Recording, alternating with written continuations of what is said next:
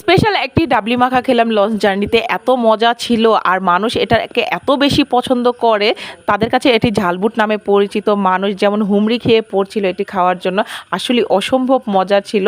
আমরা সচরাচর ছোলা মাখা খাই, কিন্তু ডাবলি মাখা কিন্তু খাওয়া হয় না। ভিডিওটি ভালো লাগলে অবশ্যই একটি লাইক কমেন্ট শেয়ার করে দিবেন, আর এবং ফুল ভিডিওটি দেখার জন্য অনুরোধ করছি। পাশে থাকার জন্য অসংখ্য ধন্যবাদ। এই ডাবলি মাখাটি খেতে বেশি মজার হওয়ার কারণ হচ্ছে এইটার ডাবলিটি এত সফট হয়, মানে ওভারনাইট ভিজিয়ে পরে এটা কুক করা হয়, তো ডাবলিটি একদমই সফট থাকে। আর তার সাথে এতে সালাদ হিসেবে থাকছে শসা, লেবু, টমেটো, বেশি করে কাঁচামরিচ, নাগামরিচ, আর স্পেশালভাবে লেবু দিয়ে টকটকভাবে একটা বানানো হয়। অসম্ভব মজার এই ঝালবুট মাখাটি।